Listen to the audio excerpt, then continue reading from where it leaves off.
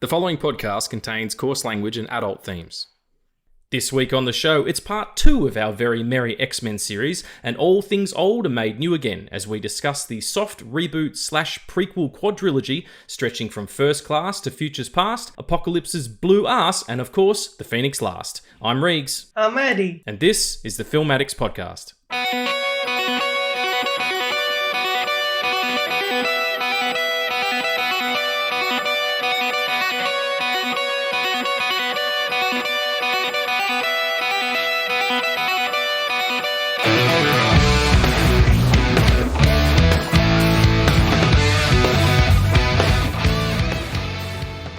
Hey folks, and welcome back to the Film Addicts Podcast. I'm Apocalypse's Blue Bum.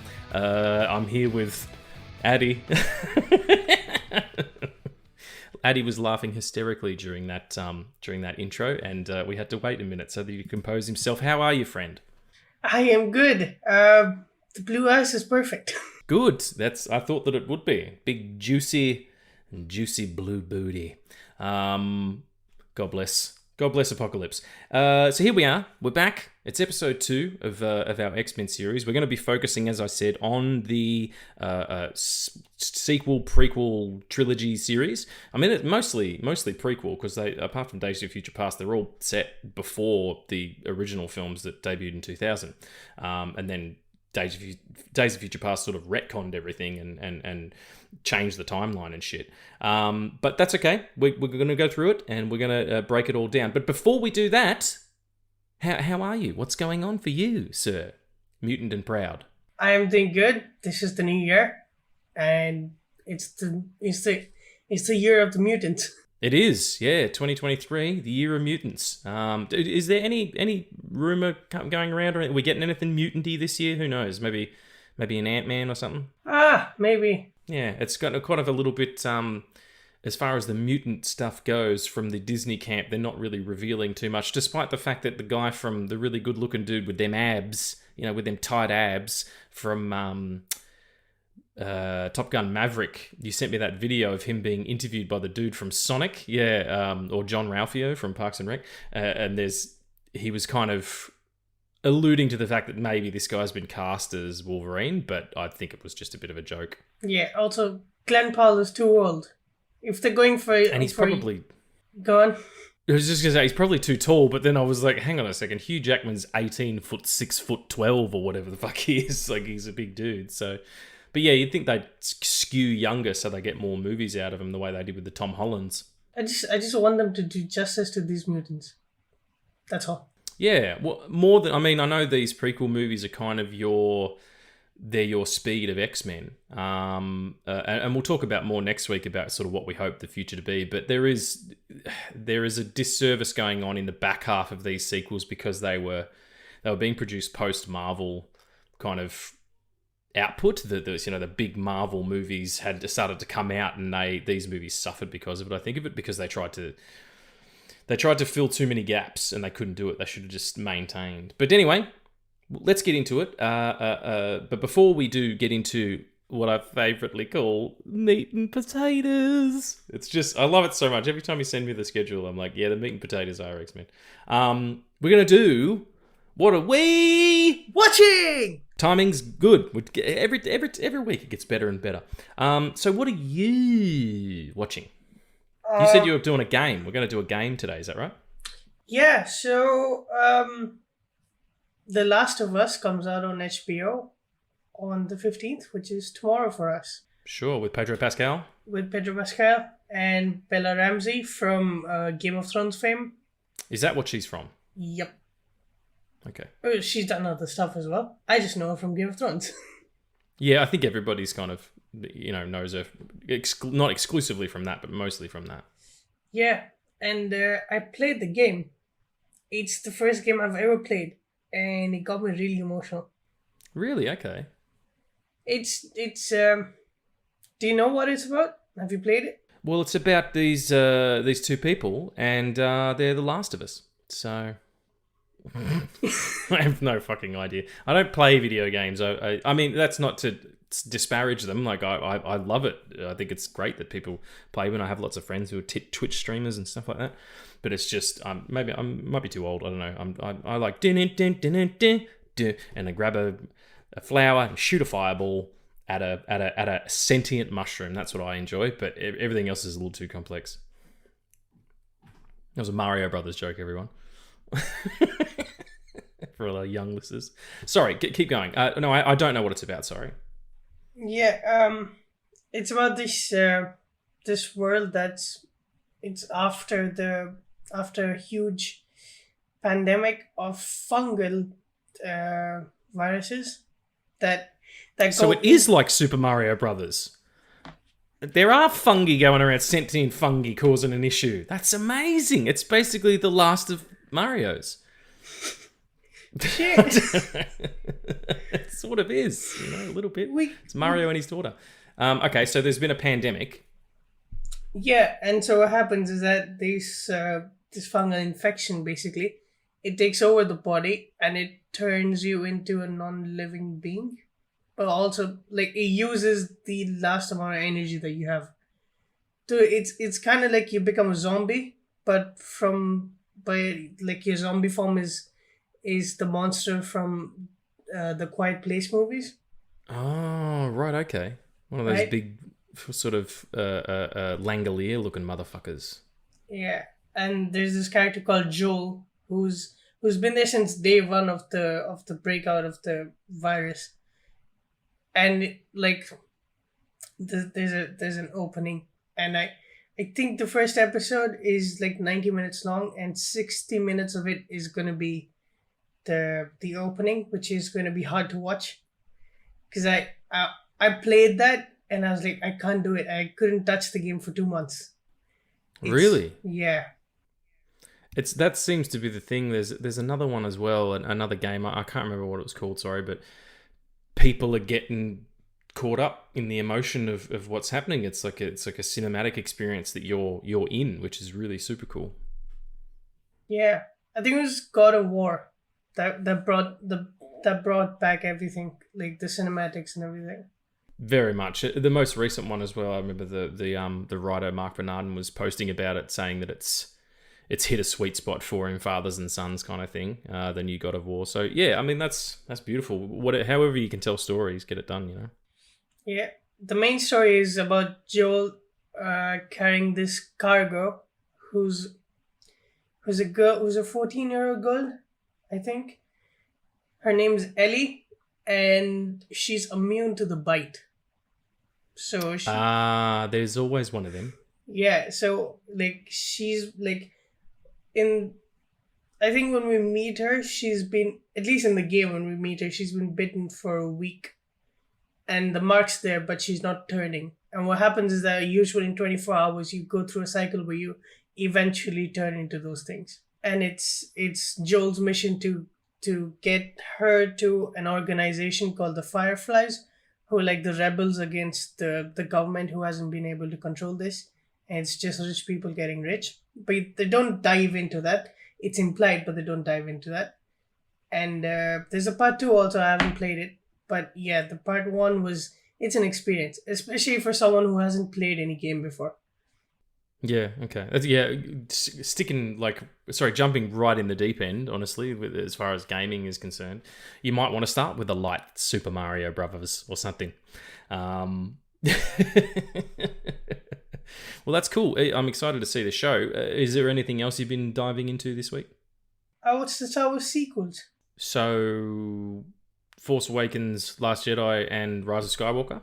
I've seen up until The Last Jedi. I've seen the trailer for The Rise of Skywalker. But you haven't watched it yet? How do you feel about them? Do you like them more than the prequels? The prequels is so much fun. I think there was at least more of a uniformity of what they were, as opposed to the new ones, which were just kind of made up as they went along. Yeah, there's a sense of that, especially like when you see The Last Jedi and then you're like, well, what's gonna happen next? I feel like the prequel trilogy it needs to stay away from all the comparisons, because it was such look because I watched the prequel trilogy like fucking 6 months ago, and it's a time capsule. Like it's before the dramatic effect of the original trilogy, and as far as the sequel trilogy goes, I don't think there's much to do there to compare with the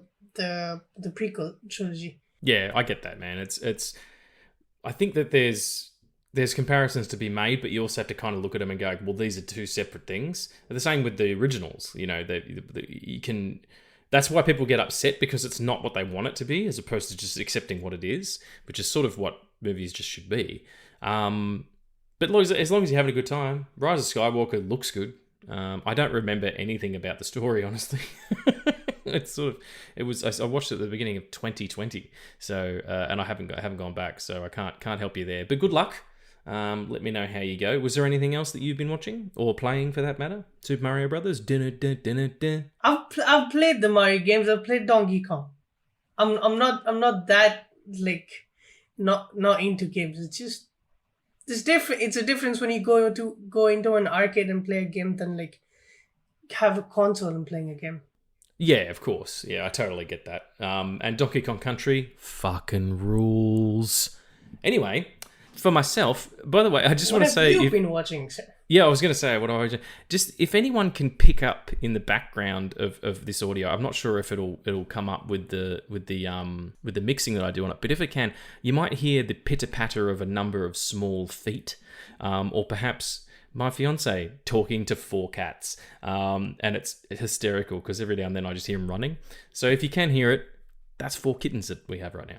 Anyway, what am I watching? I've only got one thing I want to talk about, and I saw it last night, and it was amazing. The Fabelmans. Have you seen it yet? No, it comes out in February for us. It's beautiful, and it's wonderful, and the way that I described it to my fiance when we were driving home was, an artist will often investigate their craft. And they would do it by trying different genres, which Spielberg absolutely has, trying different techniques of things, which Spielberg has, trying out different partners to work with, which he has, even though he's worked pretty exclusively with John Williams as a composer and Johannes Kaminski as his DP for quite a few years. By the way, this film should win Best Cinematography. It's amazing. But what they seldom do at the same time is investigate themselves. You know, the inner journey that we all do eventually, where you try and figure out what means the most to you and why, and how that relates to how you express yourself, particularly as an artist. So those two things are mostly separate, and he has done them both at exactly the same time. Like, it could come off as a grandstanding, or could come off as hubris, making your own biopic. I mean, it's not exactly that, but it is based on his family and his life. And if you've seen the documentary Spielberg, you can see the DNA is all there. It could come off as really, self-centered and arrogant, but it's not. And he said it in his Golden Globe speech when he accepted the award. He was like, it's, the truth, this is paraphrasing, but the truth of art is to show people who you are. And he's like, I'm 74 years old. I better do it. I better get to work and show everyone. He's been leading up. His entire career has been leading up to this. He's made all these movies and bewildered everybody of how he can have a mastery of the form in the way that he does. Whether you like his movies or not, you can't deny he is an absolute sharpshooter. And he's gotten to the end of his career and he's looking back and he's like, where did this all begin? And it's that moment where, Michelle Williams playing his mum Mitzi hands him the little camera and he's like, we're gonna film this train set. It was wonderful. It made me so happy to be in this industry. My fiance calls it filling the cup.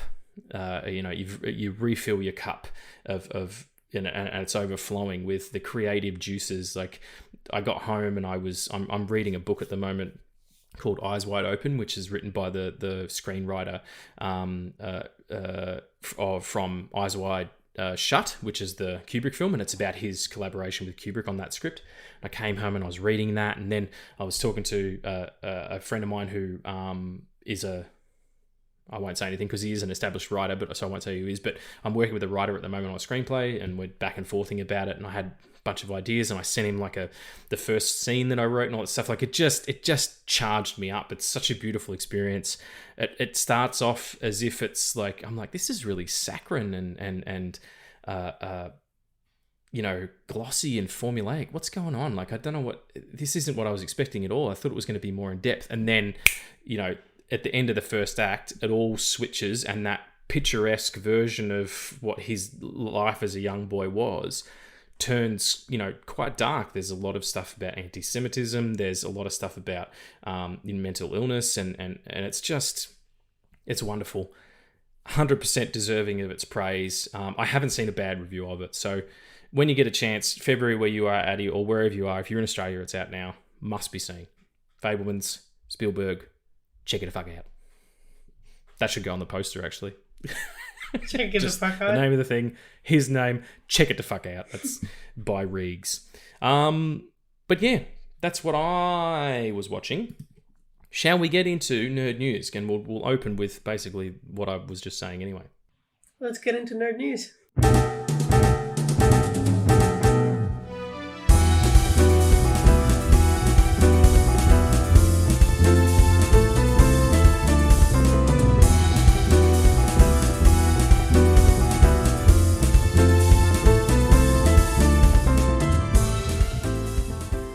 So, as I was just saying, the Golden Globes happened. I didn't watch them. The Fabelmans won Best Picture and Best Director, which is really fantastic. I'm so happy to see that because it's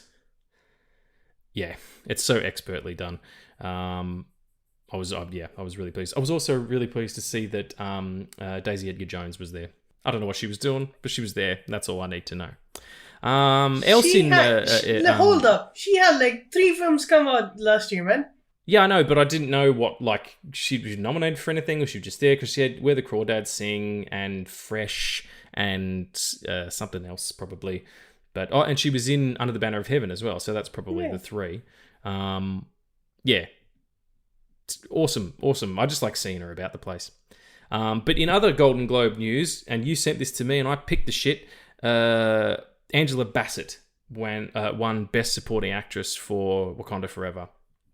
Fucking 1000% deserved. I don't know who she was up against, honestly, but that was a performance that kicked everyone's ass. That was probably the best performance, by a minor character, well, not a minor character, but a character in a smaller role, in a supporting role in a Marvel film of all time. Just incredible, and probably she's the first actress to win an award for the Marvel camp that wasn't visual effects based, which is really amazing and super deserving. Next in the nerd news, Francis Ford Coppola's film Megalopolis, which he's financing himself. It's like $120 million or whatever. There's been all this stuff on the World Wide Web saying that it's not going ahead and it's really difficult and he's fired all these people and blah blah blah, and it's all internet nonsense, and we don't do that shit here. We talk about love and joy and movies. Francis Ford Coppola says Megalopolis is on schedule and filming will finish this spring. His exact words were, "I love my cast, I love what I'm getting each day, and I'm on schedule and on budget, and that's what's important to me. We'll finish the film the film spring of 2023. So maybe everybody shut the fuck up." I'm looking forward to that movie. I don't know what it is, but I thought it was a remake of Metropolis. I don't think so. Remake Metropolis? That's ludicrous. But then again, it probably will be, and you'll be right. Also, this is interesting. There is a Eminem. You know an Eminem? Yeah, the candy. No, not the candy. The rapper Eminem. Yeah. Not Eminem. Slim Shady. Not M&M's. I know. M&M's, the chocolate, the candy covered chocolate, M&M's, and 50 cent a 50 cent piece are also, which is weird, 2 inanimate objects producing a TV series. It's amazing. No, the rappers Eminem and 50 Cent, who are both actors as well, are producing an 8 Mile TV series, which is pretty cool. 8 Mile is a really good film. Like, if you want to go back and check that out, it's really well made. Curtis Hanson is an awesome director, and Eminem's is a good actor. I'm super keen for that. 50 Cent also produces the TV series Power, which is apparently really good. I haven't watched it, but there's some bona fides there. Why not? And I saved this one for last just for you, sir. Excuse me. Paul Mescal, aka Dick Grayson, aka Nightwing, please, has joined the production of a film that will go for 20 years. Which is really cool. Paul Mescal will replace Blake Jenner in Richard Linklater, who was the director of Boy, which I think was shot over 10 years, in a musical adaptation of Merrily We Roll Along. Production of the film will take place over the next 20 years. The story follows Franklin Shepard, a talented, I don't know, a talented Broadway composer at the height of his Hollywood fame, and moves backwards in time, showing snapshots of the most important moments in Frank's life that shaped the man that he became. So I'm assuming they're going to shoot it like they're shooting the flashbacks now, and then by the time they get to 20 years from now, when Paul Mescal will be a little under 50, probably be 45 or something. I don't know how old he is. They'll be shooting the stuff that is current, which is super cool. It's a really interesting thing to do. I don't know how that works and how you maintain uniformity of image, if nothing else, but I guess that's not super important. The other one that I thought was weird that happened with that was some years ago. Who was the actor? I think it might have been John Malkovich joined the production of a film that Robert Rodriguez was directing that was being put in a vault and wouldn't be released for another 100 years. Okay, so it wasn't 100 years. The film's actually been made. It's been sitting in a vault for like 10 years, and it's going to be released in 2050. 2050, is it? Oh, okay. Yeah, if the world is still alive. In 2050? Yeah. I don't know. We're rolling the dice on that one. But that was the nerd news. I hope you enjoyed it. It's all joy. It's all love. Let's get into the meat and potatoes. We're talking about the X-Men prequel quadrilogy.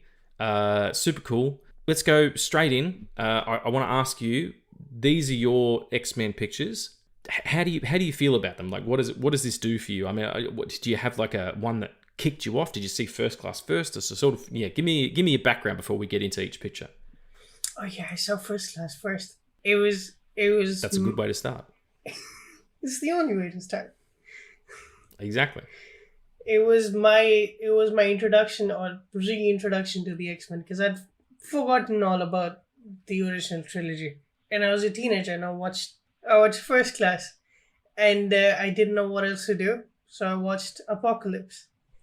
And then I discovered that there's a film called Days of Future Past.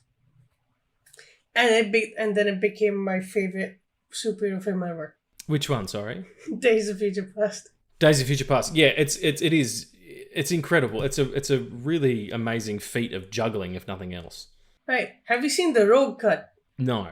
Okay, so I've seen both cuts though. It's just they've just added in, because I know that Anna Paquin features in it at the end, just briefly after Logan comes back and the timeline has been reset and it's a new future where Jean's alive and Scott's alive and all that stuff. And how much more of her do you get? Is she actually? She's the one who's sending him back in time, isn't she? It's not Kitty. Yeah. So. She takes over from Kitty, and the thing is that they're making Sentinels from her blood, basically, because Mystique's dead.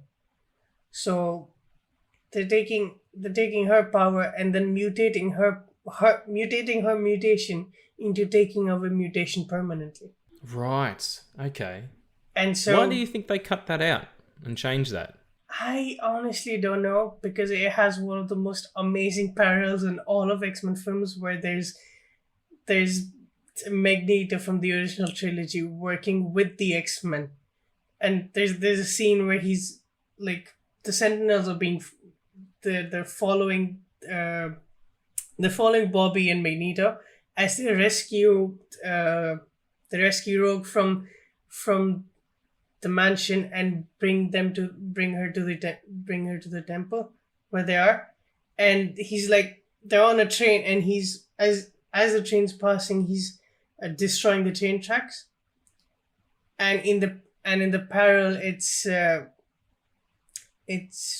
Magneto from the past, played by Michael Fassbender, who's kind of doing the same. So he's working against the X-Men, and we have contrast of Magneto working with the X-Men. It's amazing to see because we didn't get that in the original trilogy, and like I think that's what made this quadrilogy so amazing, is that one scene before both Eric and Charles die, they shake hands and Eric says, all these years of fighting with each other, if only we would have made peace. That's not exactly what he says, but he says that. And that's what this is. Like in these 4 films, we only ever see Magneto lash out once, which is in Days of Future Past. And he realized every time he's going to do that, mutants are going to die. So he goes into exile. Every single time we see him in these 4 films, he's always in exile. He's always away from everything. Yeah, and then someone comes along and fucking murks his family. And then he comes back in and whoops everybody's ass. Like, he fucks up so many trains in these series. He fucks up every train that he sees. He's like, fuck that train, fuck this train, fuck that train. Like, he just sort of... The bit in... I think it actually might be one of my favourite parts, like, in when we're doing the favourite top 3, but I'm just going to talk about it now. In Dark Phoenix, and we'll jump around a bit, but in Dark Phoenix, where the fight on the train, which is baller, by the way, and he's like the last man standing, and he's literally like, he closes his hand and crushes the last few carriages to, you know, seal in those the aliens, and then just turns around and just flicks his wrist, and the whole train carriage just flies behind him. And we're watching it because I rewatched all these last week with my fiance, and she was like, she loves the X-Men pictures, and I think they're her vibe. I don't know, even more so than the MCU in a lot of ways. And she was like, his level of power is so well portrayed. So, thank you. Yeah, so well portrayed in these sequels. Okay, definitely in the prequels, definitely in the originals, but in these ones it's even more specific. Like in Days of Future Past, where he's using an empty salt shaker, and he's holding it up because it's got the metal end, and he's using that to project microfilm. Like, he's got the light and the thing, and also he's stitching a wound in the back of his head. Like, just the helicopter that he holds in Dark Phoenix, and then fucking flits away, and, you know, pulling the ore out of the ground in Apocalypse to fucking fuck up Sydney, if anything. Like, it completely destroys the Opera House. It's weird to see that place get fucked up because I was walking around it like 2 months ago. But anyway, yeah, his level of power is just spectacular. Like, the scene where his I mean, spoilers, I shouldn't really need to say that because if you're listening to this, you've seen these pictures, but in beginning of Apocalypse, where he's living with the family and his daughter can speak to animals and shit, which is super cool. And that person bow and arrows the two women. He gets, his wife and daughter get full Robin Hooded, and then he pulls the necklace off her and uses it to just kill all these guys. And they all drop at once. Outstanding. And Fassbender in these. Like, I like James McAvoy, and a lot of the other actors as well, Jennifer Lawrence and stuff. But he is the star in terms of his level of acting ability. You know, in the plane in Days of Future Past, where you know, the plane's like cracking as you know, Charles is yelling at him, going, "You abandoned me," and he's like, "What about all the fucking people who you abandoned who are now dead? Like, you were supposed to protect them, you dick." And he's standing there perfectly still because he has control over everything, but the plane itself is collapsing in and falling out of the sky. Like, just what a stone cold pimp of a character, played by a guy who has the level of authority to do that, you know? That was my Michael Fassbender rant. It's amazing. And yeah, especially if you watch First Class and him investigating and getting towards Shaw, that's his sizzle reel for being James Bond, man. Right? I want any except answer. The first act of that film, or the first act in the second half, or the first half of the second act, of him going around, hunting these dudes down.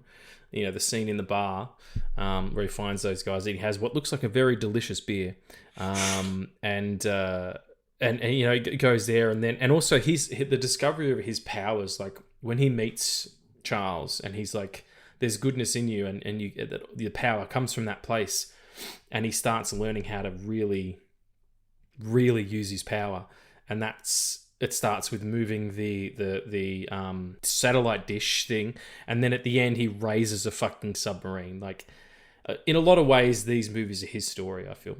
Yeah, and it's a Magneto that's very different from the one that we've gotten before, where he takes Charles's advice, and there is a point where he's very active with the Brotherhood, but as far as we know, he takes out the peaceful route every single time.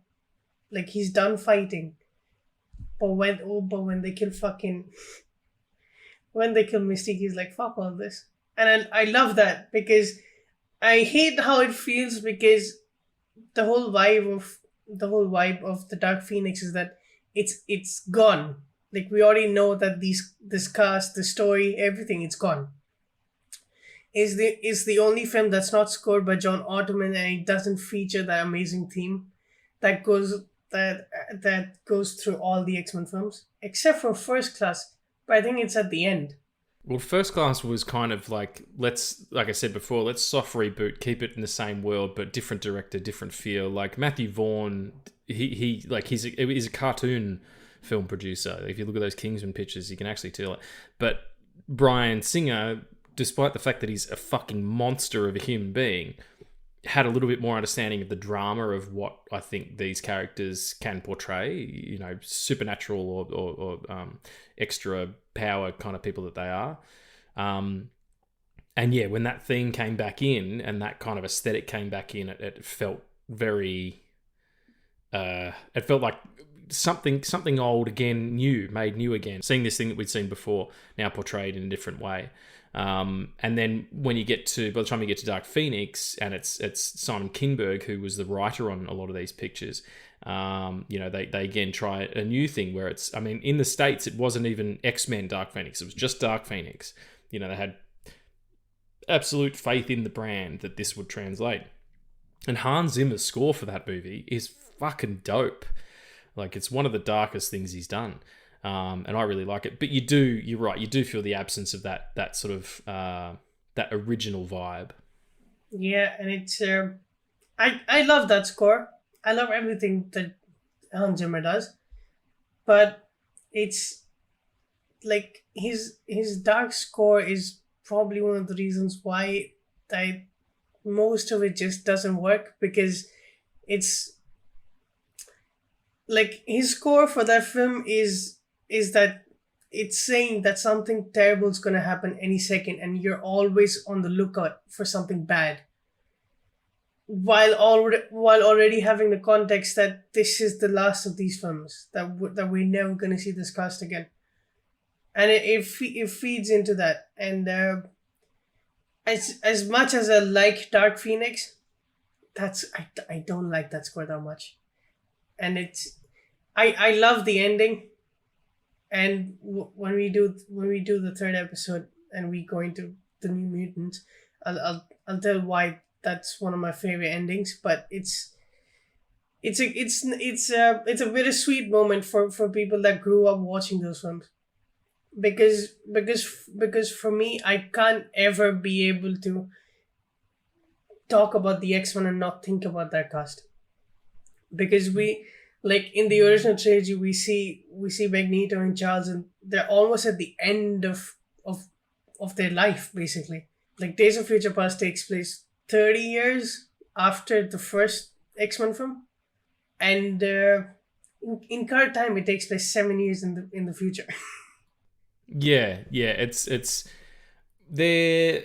Let's talk about that for one quick second, and it's probably been talked to death on the internet, but the timeline of these pictures does not work. If the last one, Dark Phoenix is set in, was it 1994? I think it's late 90s, right? So like 1994 to 99. No, the original is, it says in the original, so it comes up and it says the not too distant future or whatever. So, the movie came out in 2000. So let's say it's not too distant future. Let's say it's 10 years after that. And we'll say that Dark Phoenix is set in 1995, okay? Because the Apocalypse was 84 or 85. No, it was 85 because they talk about Back to the Future. I think. Anyway, I'm getting off track. The point is, Dark Phoenix comes out in 1995, and let's say the original of the first X-Men picture is set in 2010. How the fuck does James McAvoy and Michael Fassbender turn into these two other dudes in 15 years? What happens in those ensuing 15 years? A lot of smoking cigarettes, I think, and you know, taking aging enhancing pills. They've got that full on Benjamin Button. Like, fuck me. I don't know how the math works out, but whatever. That's totally fine.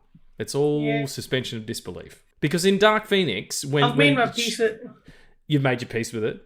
I've made my peace with that question because for me, they don't have to.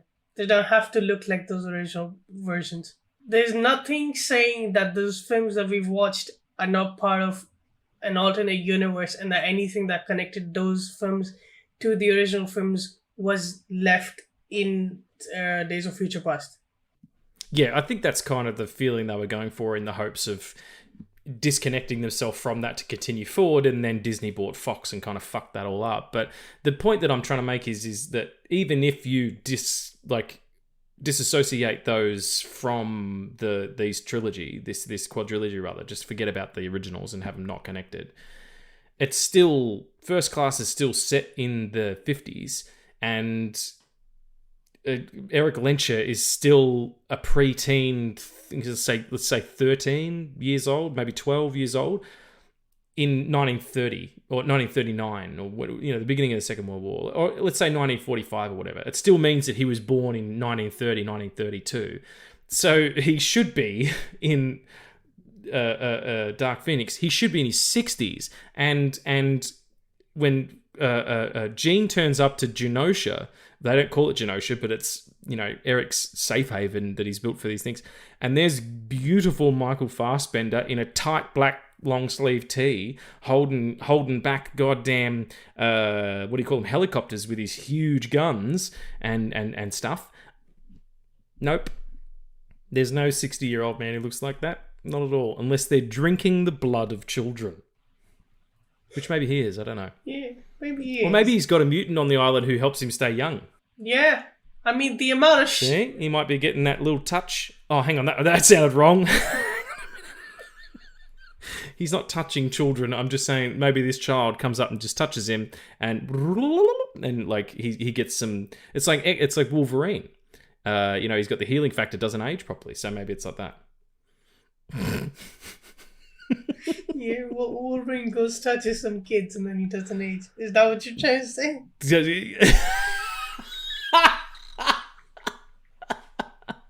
If you've seen the end of Logan, you know that's not true, because there's heaps of them kicking around, and unfortunately, he touches a bunch and nothing happens. He still ends up fucking skewered. Not touches them like that. He's just around them. My God. Talk about a tangent. So speaking of kids, let's talk about each of them individually, starting with First Class, which is our first prequel, set in the 1950s during the Bay of Pigs sort of crisis when mutants are still a mystery to everybody. Wonderful, youthful version of Xavier here in James McAvoy, using his mutant powers to be kind of a ladies' man, a bit of a lady killer, and he's there with Raven. I always thought it was strange that not strange, but they have this pre-existing relationship, him and Raven, and she broke into his house and he's like, you don't need to steal anything, there's plenty of food. And all that. And then he brings it up briefly in Days of Future Past. He's like, when I met her, she was a young woman named Raven and blah, blah, blah. Why did you never fucking bring that up in the other movies? You know what I mean? Like, Mystique and Xavier are in all of those 3 movies, and he never goes, oh, hey. Like, it's just... Anyway, hindsight's 2020. I do like First Class. I particularly like the costumes, and the last act is really cool. I have a problem with the cutesy nature of it, especially considering it starts with the Holocaust again. And Kevin Bacon, like as Shaw, is just outstanding. Like I love him so much. Where he's sitting there speaking German and being really nice and quaint, and then he's like, "Oh, we're gonna shoot your mother in the head." Like, was the chocolate, the kind of thing. Like, he's just got it. I don't know what it is, but he has it. And it's sort of that middle part of the training sequence and all the youths and the part where they're like, you know, everyone's giving each other names, like. Why are you doing that? I'm going to be Banshee. Why do you want to be named after a howling spirit? Like, we get it, guys. They're the X-Men. They don't need to... They're going to have code names. It's totally fine. And then she reckons... What's her name? Jennifer Lawrence, you know, Mystique says, oh, we think you should be Professor X and you should be Magneto. Like, some fucking teenager gives him his name and he's like, yeah, I'm going to take that on at the end of this movie. Get fucked. What? He's never called himself Magneto, right?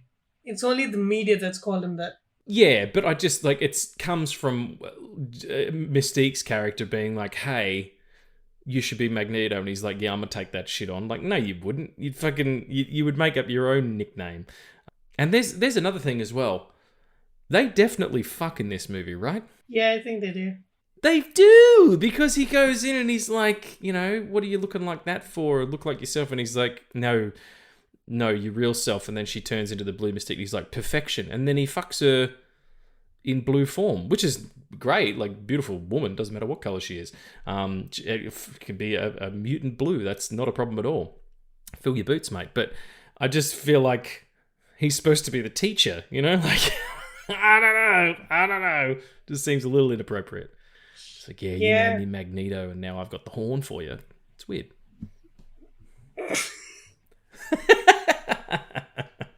It was the horn line, yeah. Oh, sorry.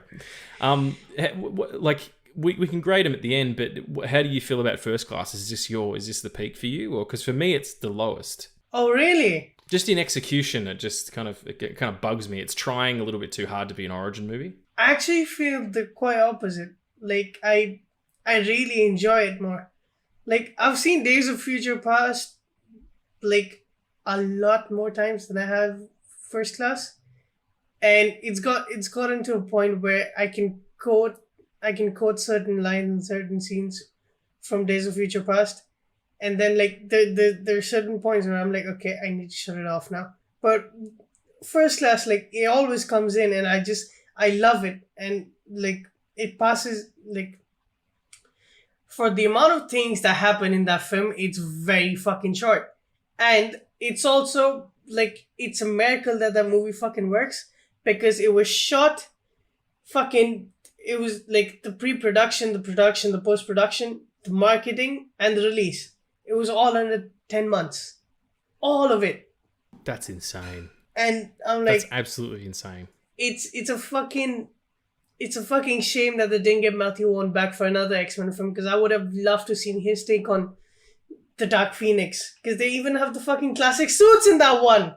Yeah, well, I mean, the suits in Dark Phoenix are from the Grant Morrison run from the early 2000s. That with the big X, across the shoulders and stuff. It was like a proper X-Men movie. And you know what? That's exactly how I feel about these films. It's like those films are proper X-Men films for me, because you don't get this team working together so much in the first 3 films with Patrick Stewart. And this one, they got out their way to at least have one sequence in every film where these people are actually a team. And I know we're jumping around a bit, but I love Apocalypse. I rewatched it for like in preparation for this podcast. I love X-Men Apocalypse, and it's the last fucking scene, man.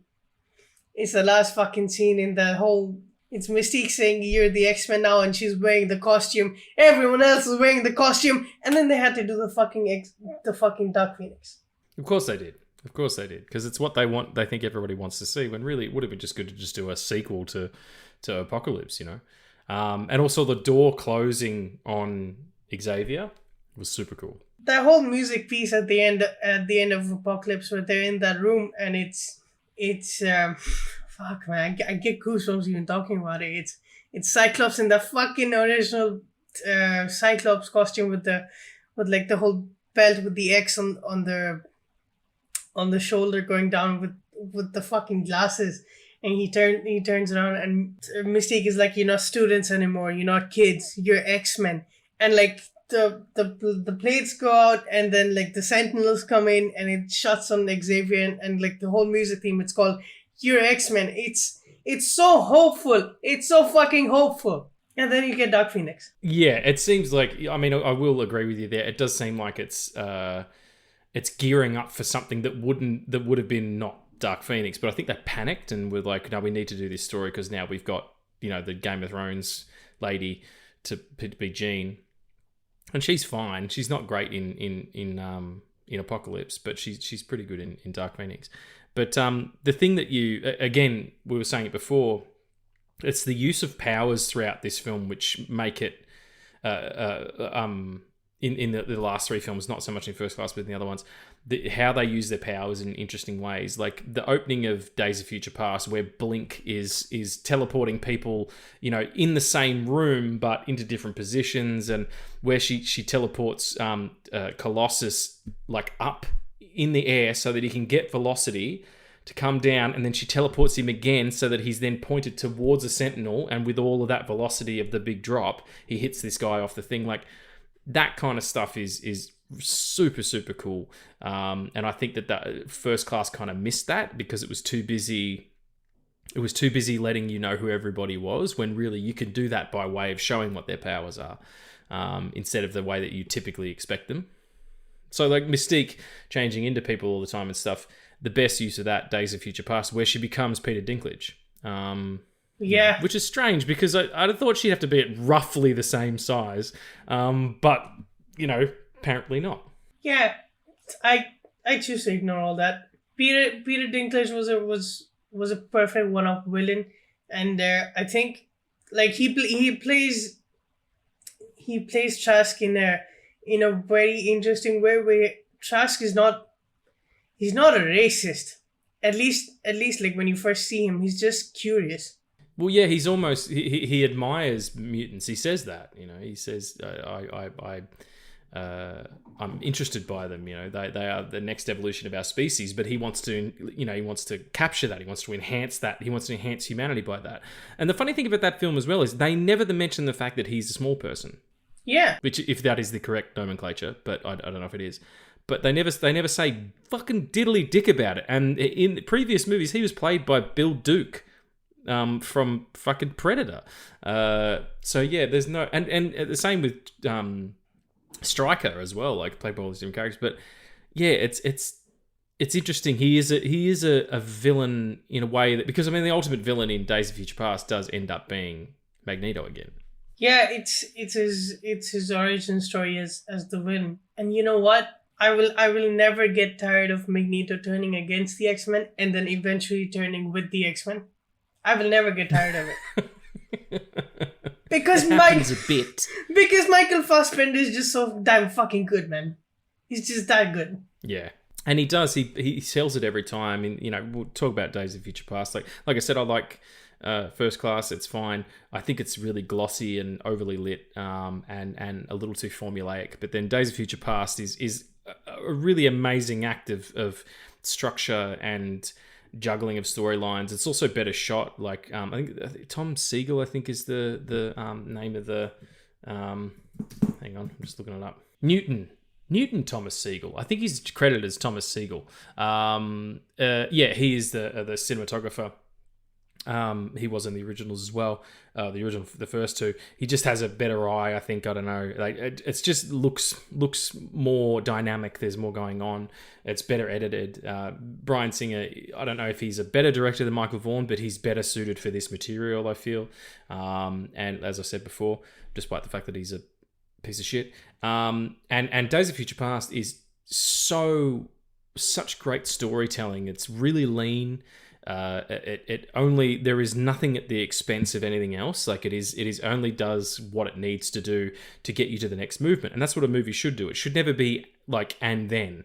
It should be because. So because this happens, this is the what happens here. Like the whole thing about Logan regressing when he sees a striker. Yeah, and then on the other end of that, the blades come out and he cuts Kitty. So that puts a timeline on you as well. Like it's really amazing conservative storytelling in a huge way. You're talking about 3 different timelines here. One of them gets repaired, one of them is pretty dark, and one of them is this middle chunk of this time in the 70s, which is a really cool time to see the X-Men in, because it was the decade in which that they were created, or at least the late 60s. It was during a time when people had lost faith in their government. We were in Vietnam. I say we.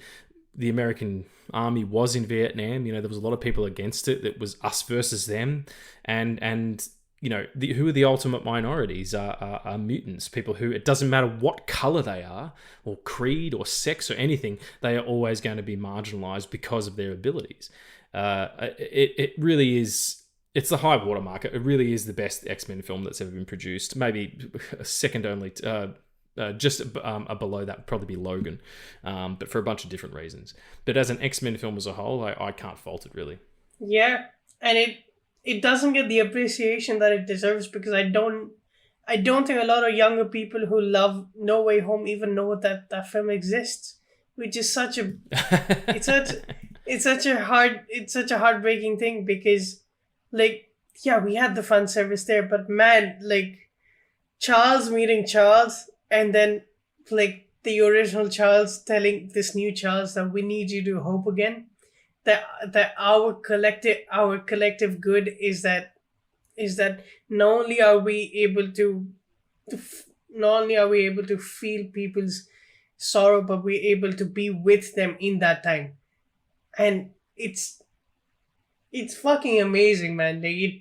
Like that scene, it tears me up every time, because you don't, like, it's so perfectly set up, because you see Xavier and this whole quadrilogy, he's so hopeful and so optimistic, but in that film we see him lose all hope, because everything that he ever worked for was taken away from him, and it breaks his fucking heart. It breaks his fucking heart so much that he wants to lose his mutation, the one thing that brought so much joy to him, that brought this team together, that bonded with so many people. And then you see him have hope again, and you see him go into Logan's mind, and he says, "Oh, you poor soul," and it's almost like it's comforting when you've seen the first Wolverine film, and it's like a past that, because it's acknowledged here, my suffering from sitting through that film is validated. It is a powerful moment where he says, "You poor man, I don't want your pain."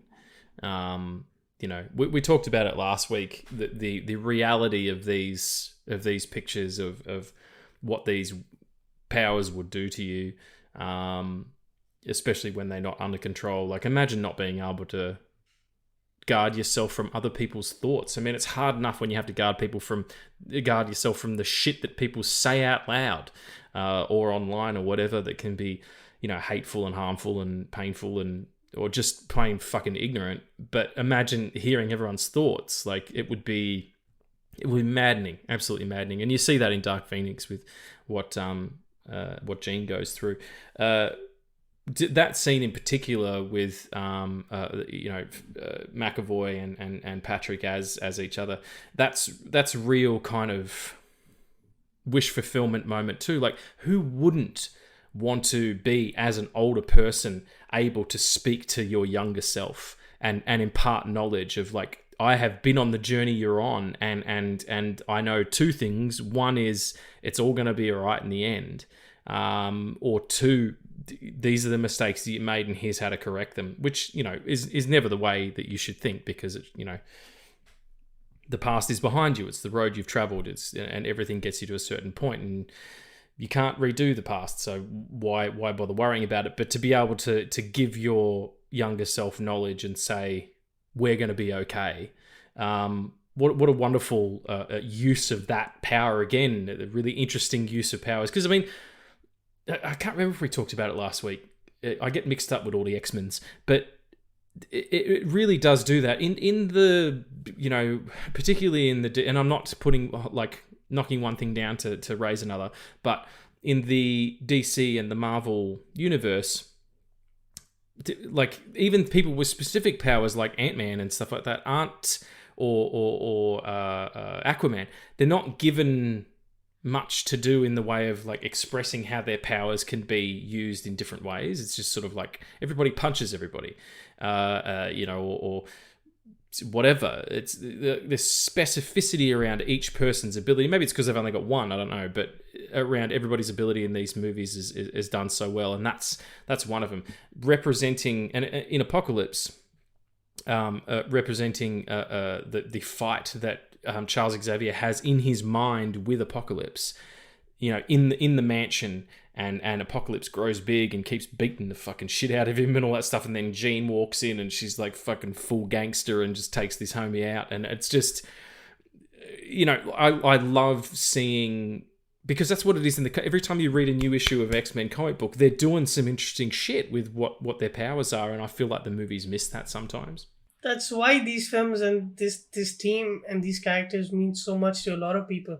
It's not only that they represent so much that's neglected by normal society. It's also that they not only show the greatness of these powers, but also the struggle of having them. Yes. Like you said last week, that like imagine being in like the first Civil War, and then in fucking 2000, you're like, shit, I don't age. Like imagine the sort of emotions that you'll feel.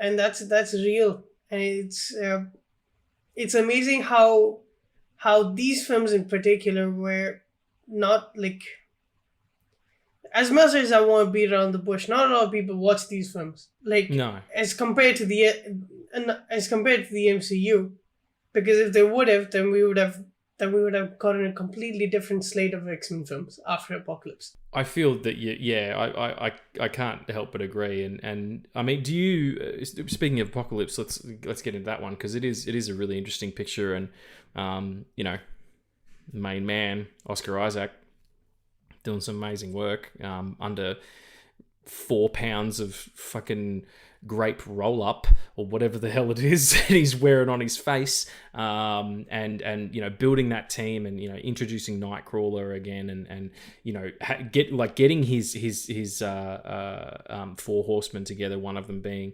Magneto. Like, it is the part where he destroys Auschwitz is interesting, because he is doing that anyway. Like that's exactly what Apocalypse is doing. He's doing that to humanity. It's almost the antithesis of what Magneto should believe. Like, even though it's human beings who did this, the idea of enslaving anybody should be an issue, and where it isn't. Like, there's some really interesting conversations around. So one thing is right for one group and not right for another. I do feel like there's peppered in a few too many things of, like, it's cool to see Caliban and you know, introduced, which is cool. And then you've got Psylocke as well, who's a really cool character. But that kind of feels like just an excuse to get Olivia Munn in knickers. You know really? I love Olivia Munn. I reckon she's great.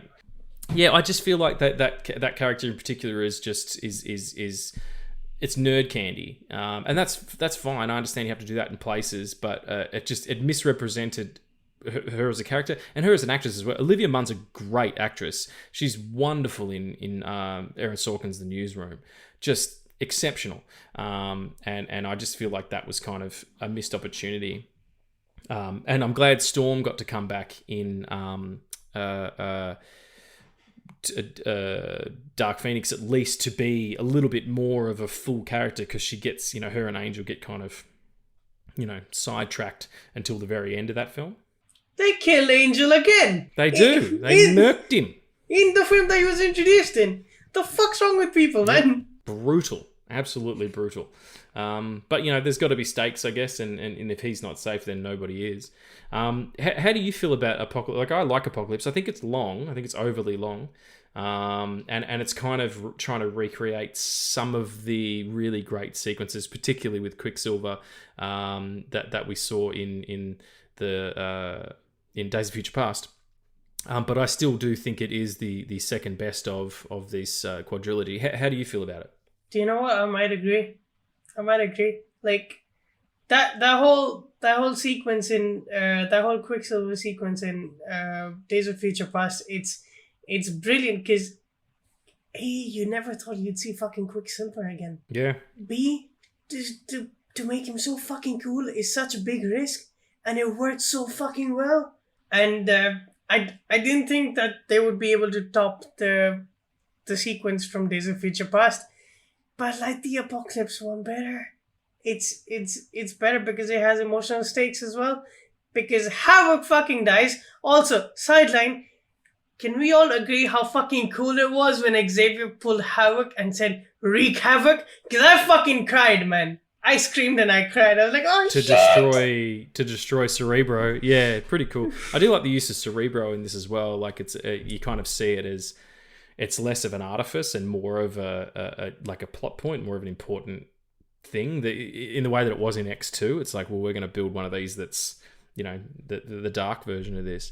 But yeah, pretty cool. He's just like fucking blasting this shit. And the fact that he does get killed, like, absolutely, there does need to be stakes in these things. I really like the Quicksilver sequence as well. That song is outstanding. Sweet Dreams is so good. And, it's just an extended version. I must say I do like the original better just because we hadn't seen speed portrayed. Like, you need to remember this is a year, but actually Days of Future Past is a year before Age of Ultron, where we had Quicksilver represented as well. And we hadn't seen any, like the Flash had a TV series, from the 90s, but the Flash TV series, I don't think it started yet, or if it had, it was in its early days. This was such a really good representation of that ability. Again, knowing how to use these things. Like, you see him flitting around and he's so fast, and he's like, I checked your rental agreement while you guys were walking in, and I checked this and blah, blah, blah, and I've done this, and he's playing Pong really fast, and you're like, wow, he's really fast. But then you understand the actual speed of it when you see that sequence and he's moving bullets with his hands. Yeah. Exceptional visual storytelling, and again in Apocalypse, raising the stakes. Like, he's got to save everyone, and he does it with a fucking grin on his face and a dog eating some pizza. There's no functional reason for James McAvoy to go bald, apart from that he nearly gets, he nearly gets possessed by a centuries-old Egyptian mutant god. Like, it's pretty fucking cool. And to sort of get to where that gets to at the end, and you do have that moment where Jean comes out and she just steps onto nothing, just steps onto air, and he's like, all is revealed, and you're like, oh, the fucking Dark Phoenix. You kind of get it for a second. I just think there's some really cool sequences in it. As I said before, it is a bit long. They could probably cut that prologue down, and there's a few bits and pieces in between, like making a fucking Return of the Deadeye joke. Like, I get it. I know what you're doing. You're making a joke about the third film in your series, but let's think about this runtime. Let's get people in and out in fucking 120 minutes. Come on. They're not blue people. They're not all blue people swimming or whatever. Yeah, let's get people out in 2 hours, instead of 2 hours and 36 minutes or whatever it is. And a stinger scene. Just talking about Quicksilver, like his power set, it's very interesting. And then when you realize what his true power is that every time he stops and talks to you, he's talking in a way that you can understand what he's saying. Like, for him to do the things that you do at your own speed, it's slowing down his life, because he does things normally that's fast as fuck. And for him to be able to be with people and be around this team, it's like kind of shifting his whole life. And he chooses to be here, and he chooses to be with this team. And it's it's amazing. It just is. Like, there's this whole tension with him being Magneto's child and everything. And I love that it's never like, it's like he never says it to him, because he finds this family. Yeah. Well, he does, we after, the end of Apocalypse, and you have them, we are the X-Men, this is our team. Professor Xavier's in that full chair, and he's full bald. He's bald. He is bald. He's all the way bald. And, God bless it. That's what we're waiting for. And then Dark Phoenix opens with them in a space-bound rescue attempt, and Quicksilver's involved, and he is part of the team. They've got those dope-ass costumes. Again, really great use of the powers. The thing I like particularly about this, like, I do love some aliens, I love fighting some aliens. X-Men fight aliens, that's what they do. In the original Dark Phoenix saga, it's all about aliens, because Jean destroys it's either a planet or an entire solar system, and, kills these people and goes on trial for it. But more to the point, I like where Xavier is at this point. He's got a fucking bat phone, and he's in the office. He's got an X phone where the president's like, oh yes, hello, Mr. President. Yes, my X-Men, my children that I put in harm's way quite regularly, I will send up into space to get your cosmonauts, or whatever the fuck it is. Like, he's so full of himself, and so, we are a peacekeeping force now, that he's open to threat like this. Of course, that's what's going to happen, and you start losing people when that happens as well. Like, I love that, the idea that he's fallen in love with his own opulence, his own abilities and excess, and he feels like he's won the war. He's like, Magneto was wrong this whole time. I've managed to assimilate us into human society, and we're now seen as heroes. Like, he's putting yourself on a pedestal doesn't make anything better. If anything, it makes things worse, because then when you succeed, you have more people ready to point and say, see, we told you this is what was going to happen. So I at least like that about it a lot as a theme. How do you feel about Dark Phoenix? Is this the last in your, like, if you were ranking the four, would this be the last one, and if so, why? It would be the last one. It really would, but not because I hate it. It's because of the hope that I felt at the end of Apocalypse, and how none of it was like ever touched in Dark Phoenix. It's like all of that was gone for something that's not half as good as what was promised. Charles Xavier and Magneto playing chess at the end. It's a full circle moment, and whatever it's a good tie-in. Yeah. With Jean actually being the Phoenix and watching over them. It's okay. It's not the ending I'd hope for, but at least we got an ending, instead of just having a ramble fucking piece of shit film where you don't know how everything's gonna end up, and it ends on a fucking cliffhanger, and then we never get anything else. Yeah, and it's again, they kind of, the writing was on the wall for this one. I think it did hamper them. I think it kind of made it difficult for them to make bigger decisions. I do think there's some really good sequences in it, absolutely. The train sequence, again, like I spoke of before, was great. When Nightcrawler goes full feral and kills those dudes is pretty... I know they're just aliens. Not that there's anything wrong with aliens, but when they're attacking you, it's totally cool. But yeah, it's an easy way to keep the rating down by having them not be actual, human beings. I would like to know what the original was, because they shot an ending for this picture that was set in space. I don't know what the extent of it was, or how it altered the thread of it entirely. But I would have liked to at least seen that as an option, because I do like that train sequence, and it does, lead into what would feel like something bigger, and then the act just kind of folds in on itself, and Jean dies, and that's it, and that's kind of like, see you laters. But yeah, I there was a missed opportunity there for sure. I know what it was. What was it? Who do you know? So whose fox penis are you sucking? Not a fox's penis, obviously. That's weird. I mean, someone who works at Fox, not a not a little like a little Robin Hood fox from that Disney picture that we talked about in our animation episode. How do you know this information? This is why context is important. Absolutely it is. So in context, what information do you have that I don't? Right. So the first was they were not going to have all this alien bullshit, and it was actually going to be Emma Frost that was like going to influence Jean, and it was going to be, I forget what the name is. Is it the Hellfire Club? Because they were going to have Emma Frost with the Hellfire Club, and she manipulates her and brings her in the Hellfire Club, and then tells her that I've been fighting this war for a long time and you have the power to end it. And she's already killed Mystique by this point, and Emma Frost manipulates her. And it's a very cool manipulation because she doesn't want the power. She just wants Jean to use as much of it as she can. Sure. And it would, like, the reason why I'd say that it would have been really interesting to see that was that at the end of it, she goes to Charles Xavier and she tells him what's happening, and then she works with him to at least for the moment calm Jean down.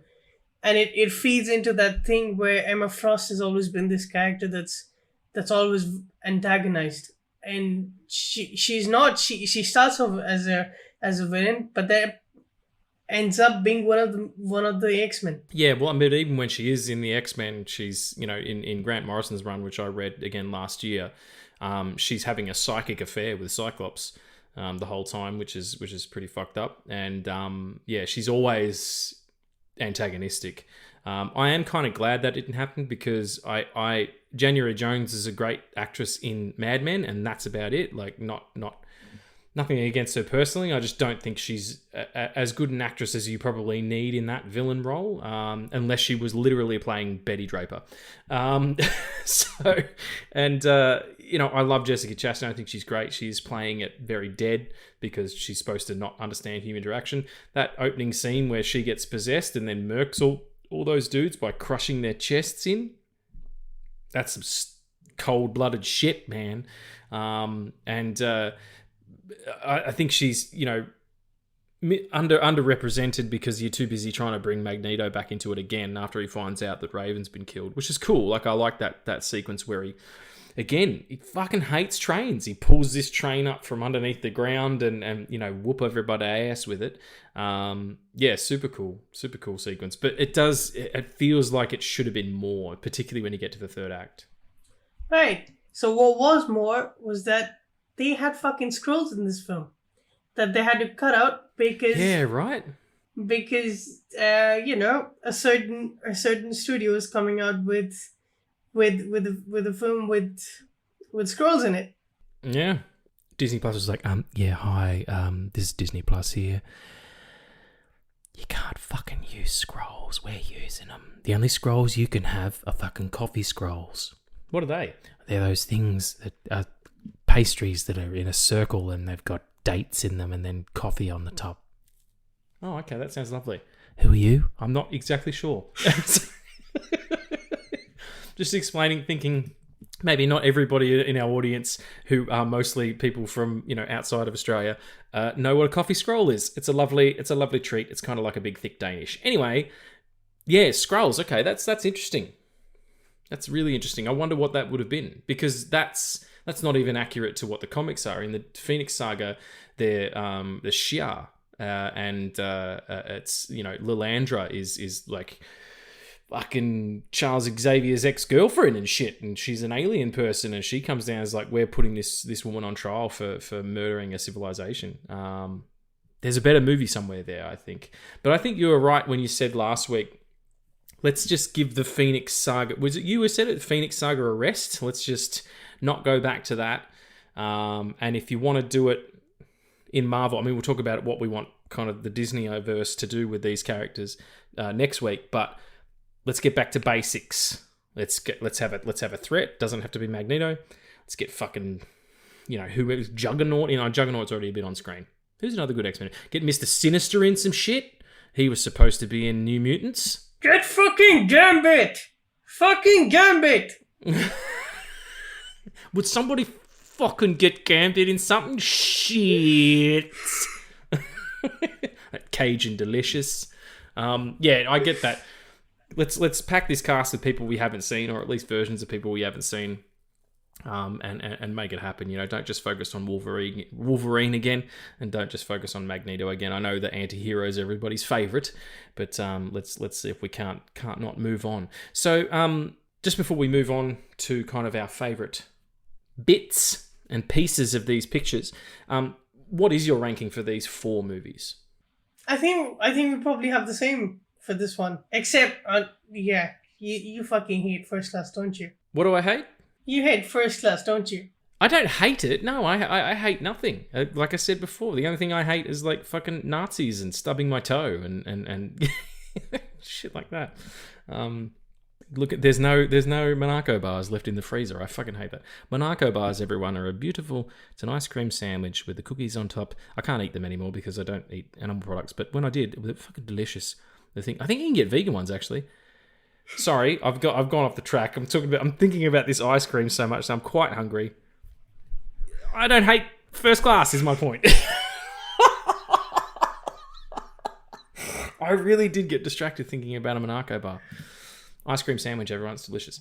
Yeah, so I don't hate it, but it is at the bottom, yes. Alright, so 4th is First Class for you then?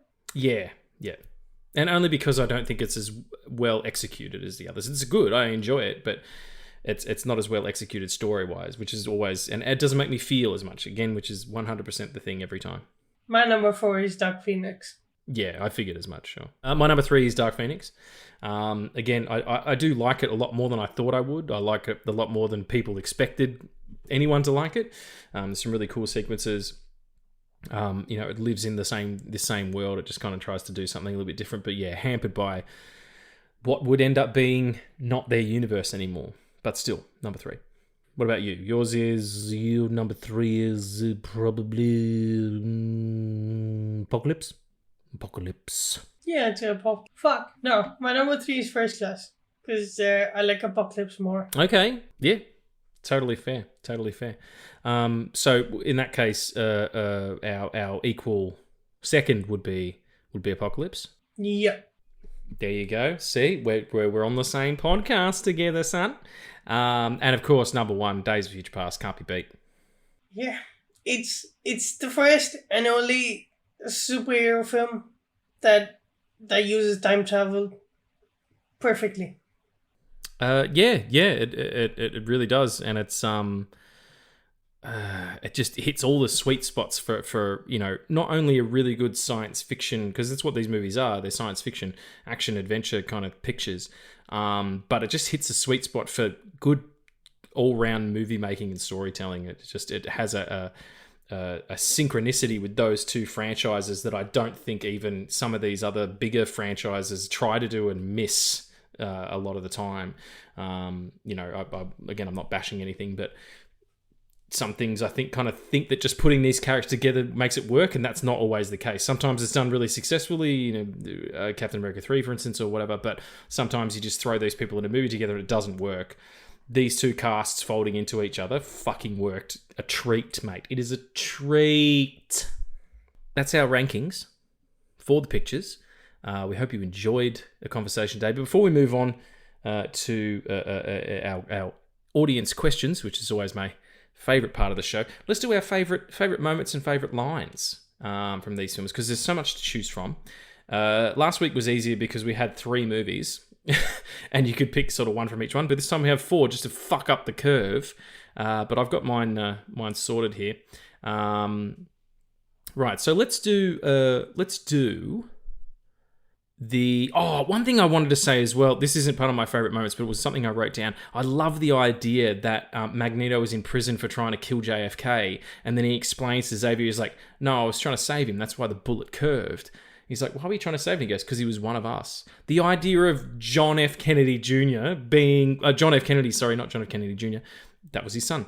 John F. Kennedy being a fucking mutant. Of course. That is a fucking awesome idea. I love it when these movies live in the real world and they have stakes. Like Wolverine fought in World War II. Of course he fucking fought in World War II. He was there on D-Day. Like, you know, I enjoy that kind of shit a lot. I don't know why. It's just the nerd in me. But let's talk about top 3 favourite moments. So things that happen, not things that are said. So you want to go first? No, you go first.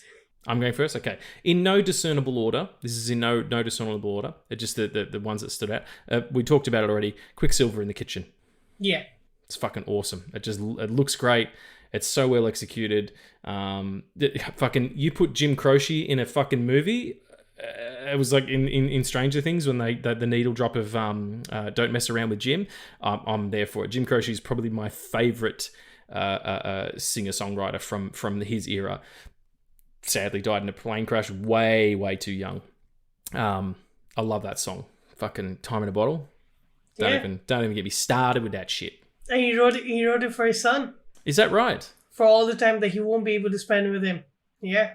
Oh, that's gonna make me fucking cry now every time I hear it. Jesus. All right. What's one of your favourite moments? I mean, is it that big of a shock that we both share the same one? Oh yeah, I thought as much. Yeah, that's pretty great. Then again, like we didn't talk about it when we were when we did the apocalypse chatette, we could call it a WeChat. When the kids go to Alkali Lake and release the Wolverine. And he's wearing that fucking Weapon X headgear and shit, and it's all fucking hardcore, and he's ripping people to shreds, and they actually kind of leaned a little bit harder into the violence.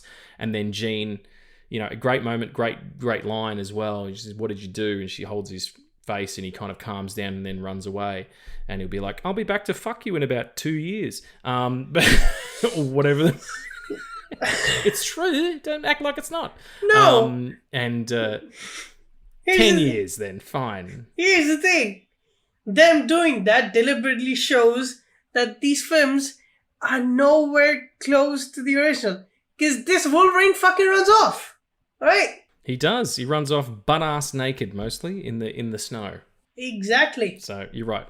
Hard sexual reset with Days of Future Past by the sounds of it. But yeah, she touches his face and calms him down and says, he's like, "What did you do?" She goes, "I gave him back a piece of his past." That's, yeah, super cool moment. I loved it. So use of Quicksilver as well. Yeah, sorry. We talked about it before.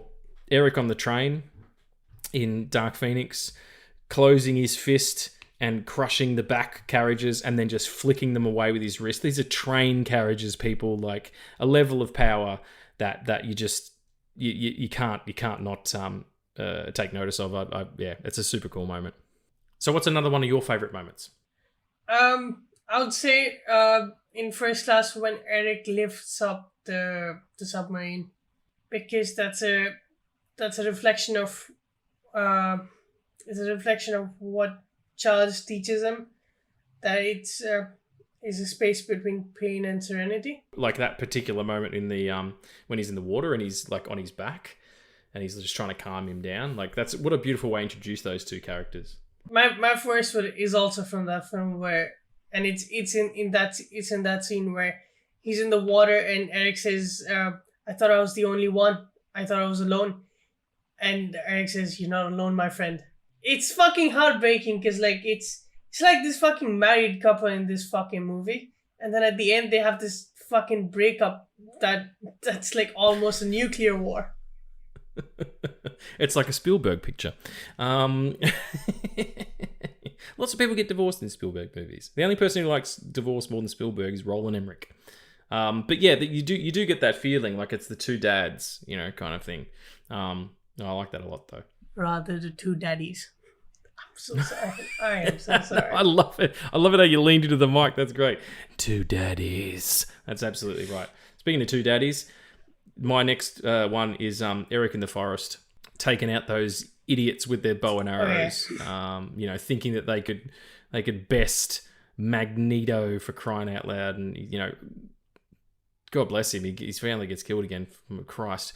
But it does supply some dope ass moment where he just flips a goddamn necklace through these dudes' necks, and then it lands back in his hand, and it's got blood all over it. Like, yes, I dig it.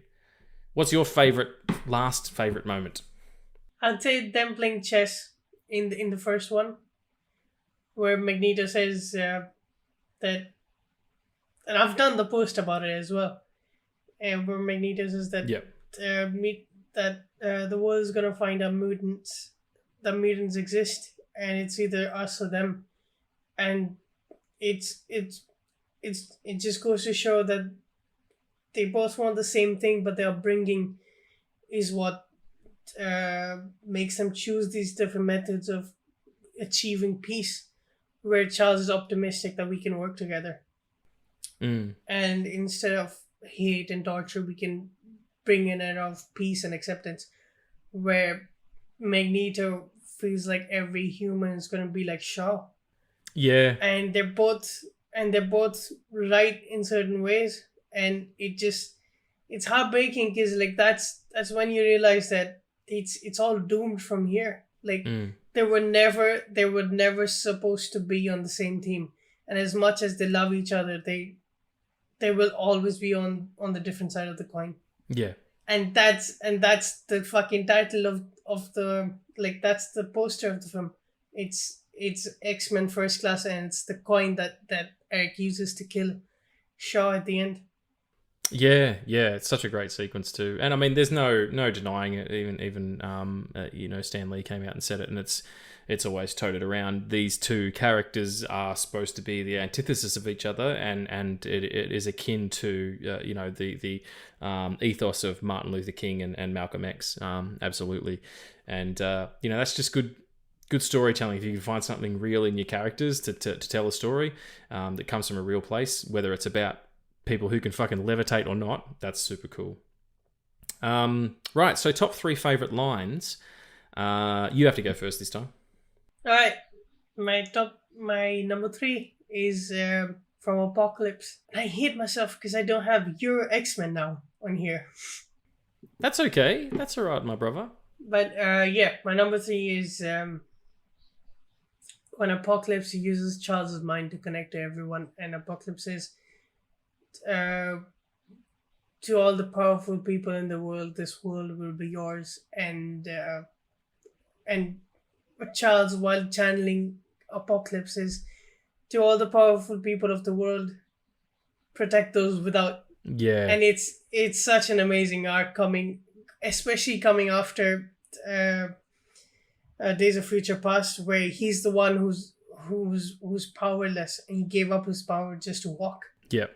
And for him to say it, and for like the next cut is Eric looking at him, just shows that it's that these two people believe in what they're doing, and you can't take that away from them. And also, it's such a beautiful moment, but also made doubly beautiful by the fact that James McAvoy is wearing a delicious lavender sweater.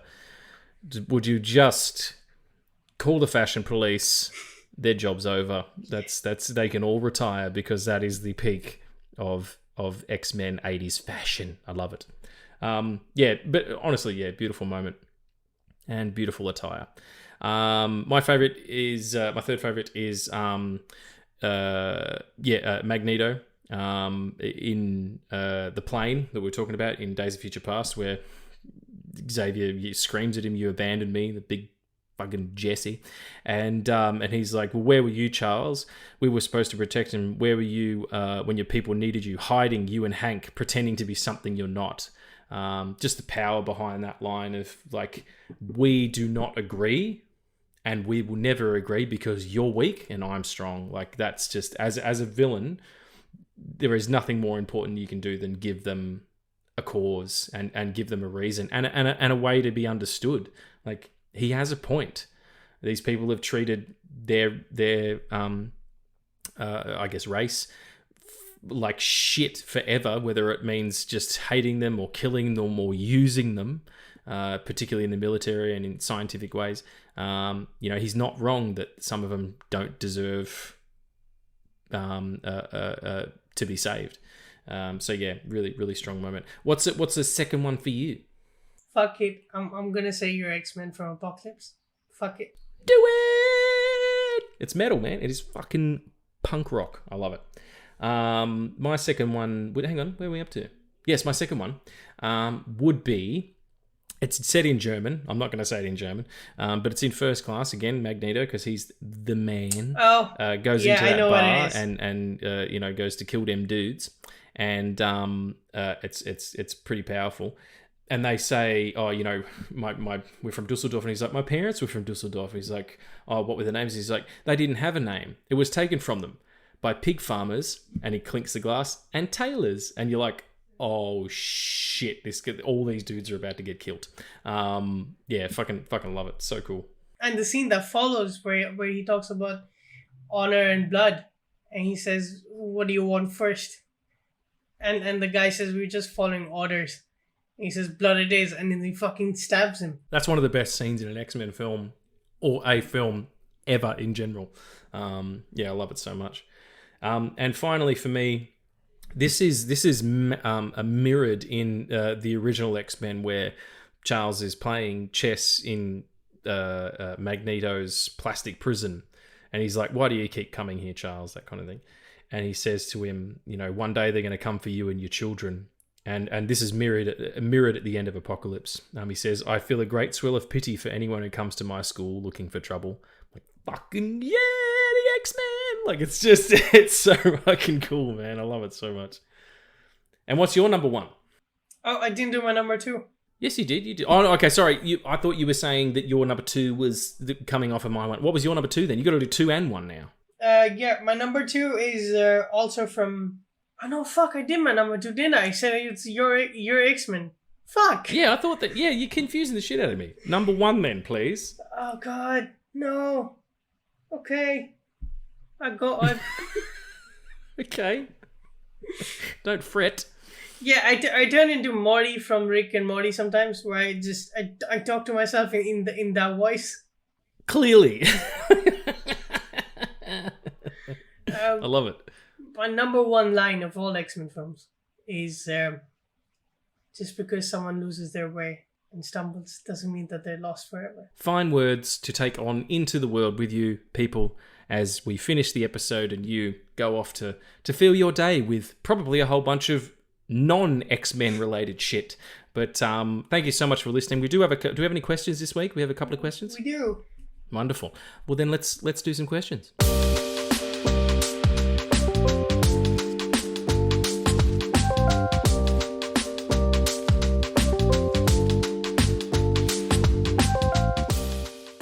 All right, so question time. We got 5 questions. Here's question number 1 for your ass. What underused character would both of you love to see given a bigger push in the MCU? One that's already established? No, just any X-Men character. Underutilized. Well, Gambit. We just said it. We said it before. Gambit, 100%. Like, it's it's such a cool character. Let's get it going and get him to fucking do some fucking mouth stuff with Rogue. Yeah, and whatever. Like Disney Plus take my fucking pitch with their Gambit and Rogue WandaVision type show. Please, for fuck's sake. Yeah. We talked about it last week. Pitch that shit. Cool. All right. What's question number 2? What character or storyline from the original films would you like to see less of? I think we both have the answer for this one. I said the Phoenix Saga. Oh, absolutely. Yeah. Let's not see the Phoenix pop up again in whatever the MCU does. Absolutely not. What X-Men character would be interesting to see in the current state of the political world political climate? Of the world's political climate? Yeah. It goes on to say Ryan Coogler tackling mutant lives matter would be cool as fuck. Which, yes! I got to agree with that. We said that last week, and so this person, whoever wrote that question in, is right on the money. If that's the case, then I think Hank McCoy, as expanding on the idea of him being a mutant ambassador at the UN, or the ambassador for mutant affairs or whatever it is.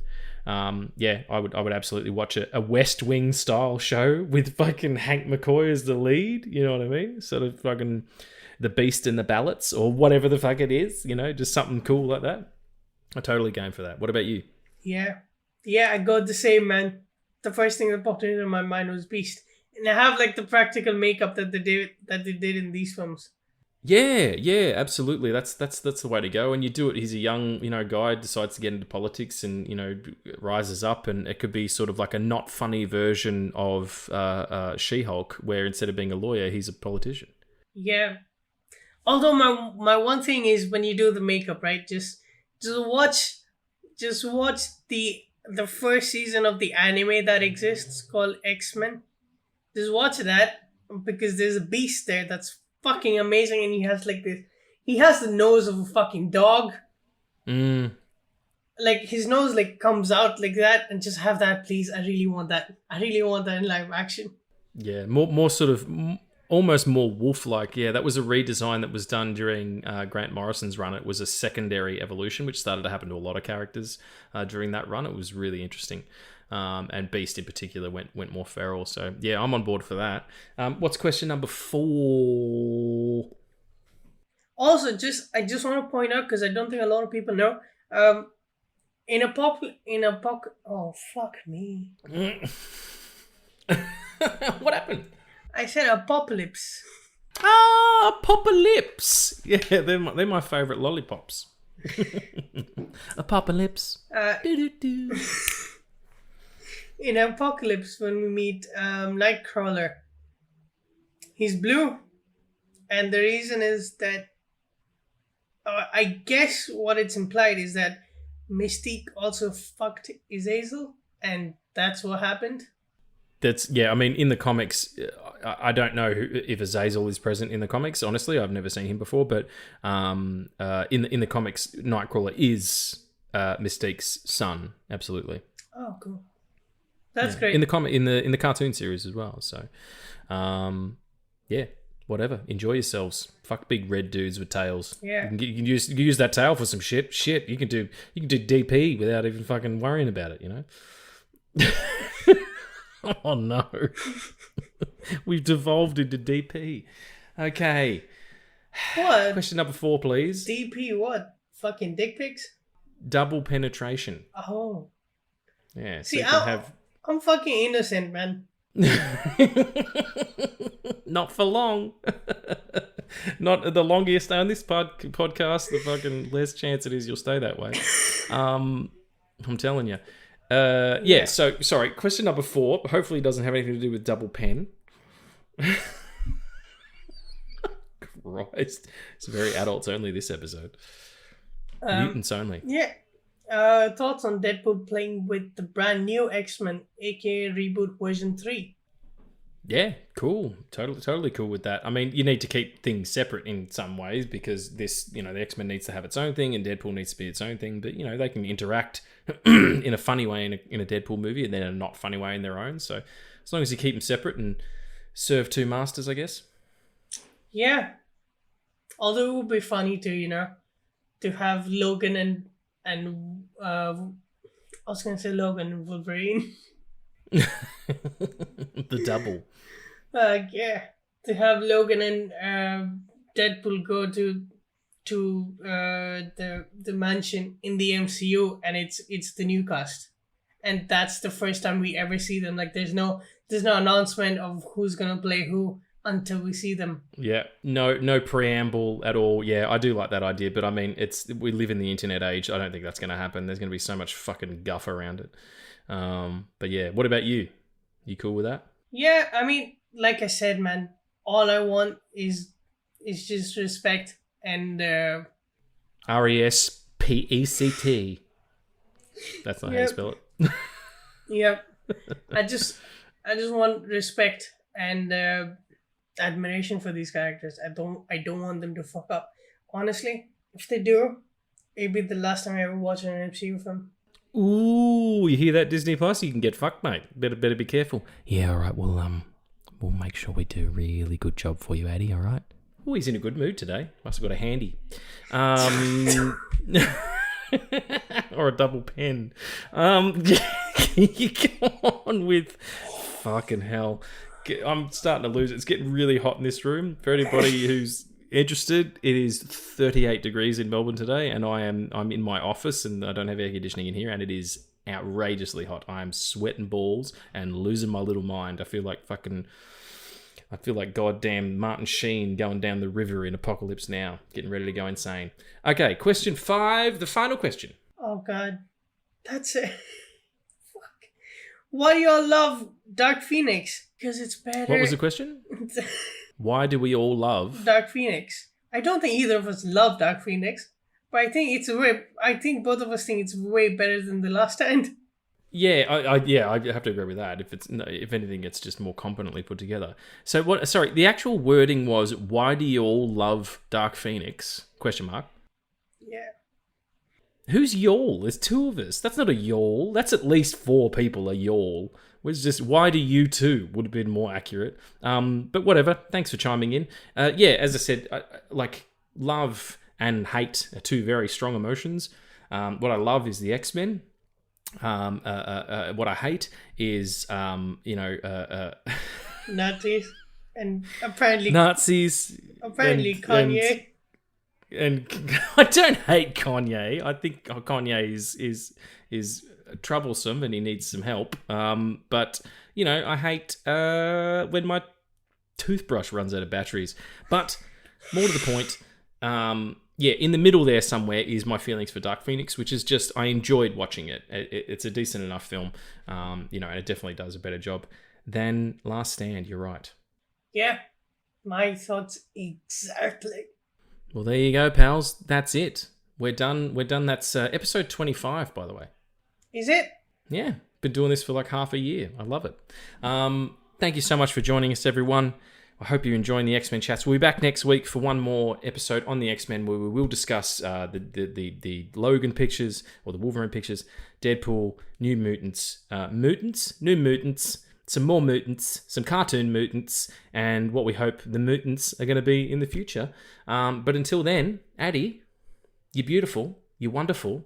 I cherish you. You're hot as fuck, man. I am. It's really hot. It is. It is absolutely. If I was a cartoon, I'd have steam lines coming off me, dude, and I'd be glowing red. I'd be pulsing like that. But it's good to be loved, and I appreciate you. And do make sure that you if you're listening to the show, rate and review wherever you listen. It really does help us out. And get in touch again, even if it's not just about the questions. Hit us up with some chats. My man Chaz, he's always talking to me on Instagram. This dude, really lovely guy. He just comes in and he just chimes in about the show. Gave me props for dropping Morph to talking about Morph in the episode the other day. He's like, nice Morph drop. I was like, thanks Chaz, appreciate it, bruv. So yeah, be like Chaz, everyone. Come on in and join the fun. So we'll see you next week. And remember, stay amazing and stay safe. But before we go, I just want to say one more thing. Sure. I've seen, like, we've been doing this for a long time, right? And we upload episodes on YouTube because that's more accessible for a lot of people. Sure. And because it's an audio-based podcast, like, there's just pictures and audio when you upload it to YouTube. I've seen the Black Adam episode go from 18 views to currently 2,000 views. Yeah, it's amazing. And I just wanted to say thank you because it's those 2 episodes of just dropping back to back with the Superman episode dropping right after the Black Adam one. It's the most chaotic I've ever felt. Understandably. But it was like, especially when we dropped it, like the news was out that Superman was gone, and we talked majority about Superman in that episode. Yeah. And it's just good to see that people are watching our shit. Yeah, well, absolutely. We appreciate whoever you are, wherever you are, listening on whatever platform. Thanks so much for supporting the show, and yeah, keep it up. We'll be back. We'll be back with some more stuff next week. And like Logan said, we're watching. Schnicked.